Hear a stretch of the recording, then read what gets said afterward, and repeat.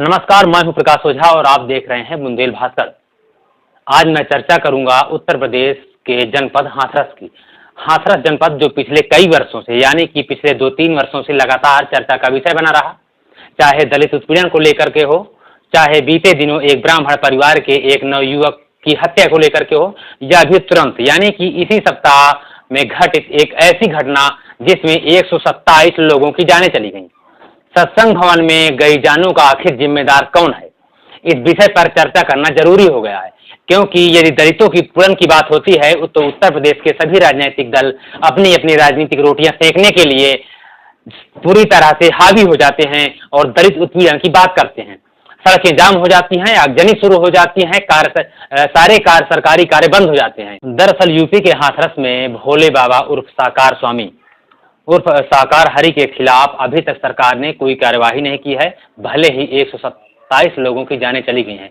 बाबा का असली नाम सूरजपाल है।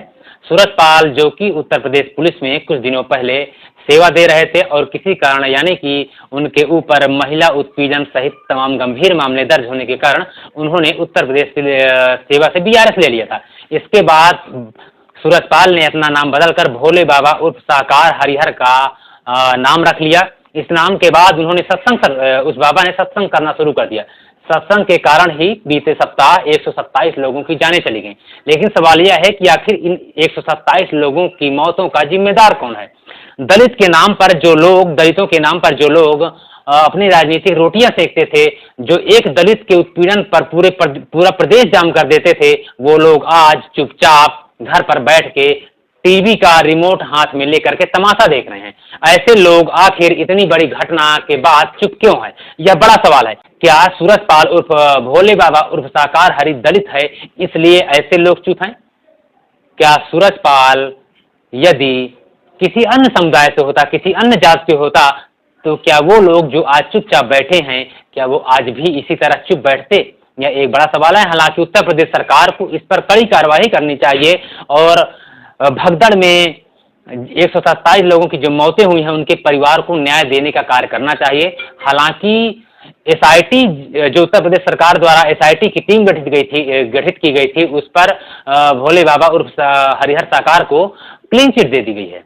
अब बताइए, उसके जो सेवादार थे उसमें एक मधुकर नाम का जो सेवादार था, उस मधुकर को जो है पुलिस ने अरेस्ट कर लिया है। उस पर कड़ी कार्रवाई करने की बात कही जा रही है। लेकिन क्या इस कार्यवाही का असली दोषी या कहा जाए कि इस घटना का असली दोषी मधुकर है? हालांकि प्रशासन ने जो भी वहां पे क्षेत्रीय कर्मचारी रहे, प्रशासन के जिम्मेदार लोग रहे, एसडीएम लेखपाल और तहसीलदार को सस्पेंड करके वाहवाही लूटने का काम शुरू कर दिया है। लेकिन इस सस्पेंशन के कारण यह घटना को दबाई नहीं जा सकती है। लेकिन सोचने वाली बात यह है कि उत्तर प्रदेश में हो क्या रहा है, आखिर देश की राजनीति किस दिशा में जा रही है, जहां 127 लोगों की मौत होने के बाद पूरे देश के दलित नेता, दलित उत्थान की बात करने वाले नेता चुप हैं। लेकिन जब कभी उत्तर प्रदेश से कहीं दूर तमाम ऐसी घटनाएं हो जाती हैं जहां दलितों के उत्पीड़न की बात सामने आती है, तो विपक्ष के सारे नेता एकजुट होकर के, लामबंद होकर के सरकार की घेराबंदी करना शुरू कर देते हैं। लेकिन इस पर सवाल यह है कि सरकार भी चुप है, तो आखिर क्यों चुप है?